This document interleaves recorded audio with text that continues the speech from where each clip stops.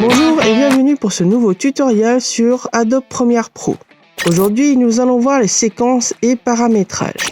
Il y a plusieurs manières de créer une séquence.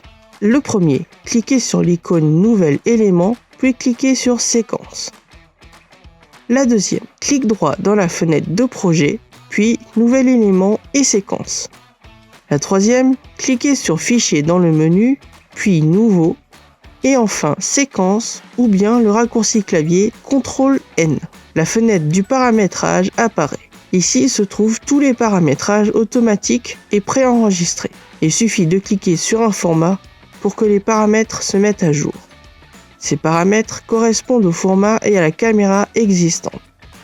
Il vous suffit pour la plupart du temps de prendre le même format que votre appareil de prise de vue. Pour voir plus en détail ou paramétrer manuellement, cliquez sur l'onglet Réglages. Mode de montage permet de choisir le format préconfiguré. Choisir Personnaliser pour paramétrer manuellement. Base du temps permet de choisir le nombre d'images par seconde. Certaines caméras cadencent à 25 images par seconde et d'autres à 30 images par seconde. Taille de l'image définit le nombre de pixels en hauteur et largeur.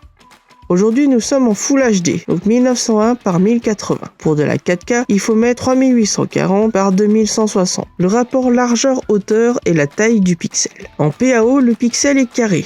En vidéo, le pixel peut être carré ou rectangulaire. Cela dépend de la caméra et du capteur de l'appareil. Par défaut, il faut laisser en pixel carré. Tram permet de régler la manière d'afficher l'image à l'écran.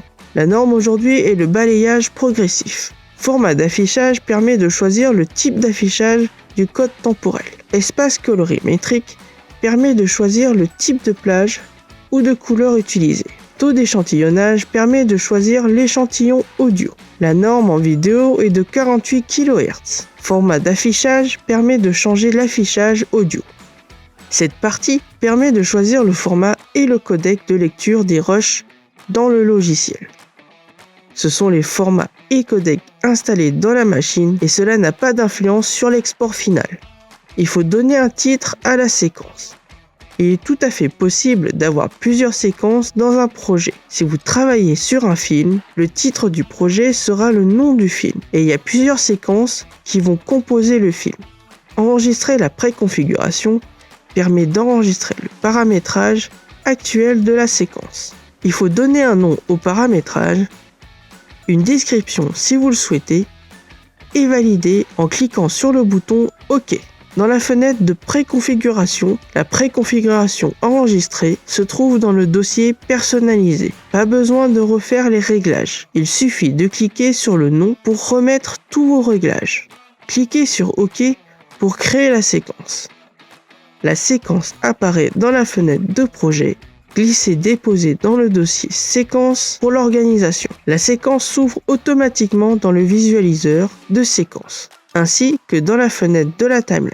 Par défaut, il y a 3 pistes vidéo, V1, V2 et V3. Pour importer une image ou une vidéo, double-cliquez sur le rush. Cliquez sur l'image et glissez-déposer dans la timeline. Pour zoomer sur la timeline, il y a des petites poignées en bas de la timeline. En les rapprochant, cela permet de zoomer. Cliquez sur la timeline pour déplacer la barre de lecture. Appuyez sur la barre Espace pour lancer et arrêter la lecture du montage. Lorsque la barre de lecture passe sur un rush, il le lit. Comme vous le voyez ici, en plaçant 3 plans les uns à la suite des autres, lorsque la barre de lecture passe sur le plan, il l'affiche dans le visualiseur et le lit. Les pistes vidéo fonctionnent comme des calques. Il est possible de superposer les plans et le plan le plus haut sera au premier plan, puis celui du dessous au second plan, et ainsi de suite. Lorsque la barre de lecture passe sur les plans, il affichera et lira le premier qu'il voit en partant du haut. Sur chaque piste vidéo, il y a un œil.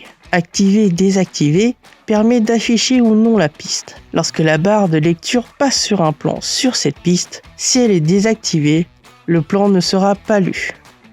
Les fichiers son se mettent sur les pistes son. Lorsque la barre de lecture lit un son, l'audiomètre module.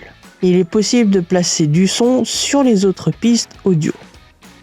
Lorsque la barre de lecture défile, elle lit toutes les pistes en même temps.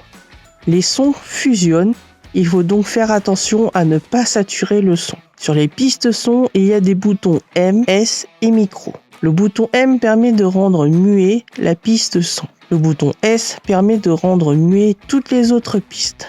Pour supprimer un son, le sélectionner et appuyer sur la touche Retour du clavier. Poser un plan sur un autre va écraser le plan déjà placé. Pour revenir en arrière, appuyez sur les touches CTRL et Z du clavier. Bloquez la piste en la verrouillant avec le cadenas. Ainsi, impossible d'écraser les plans déjà placés sur la piste.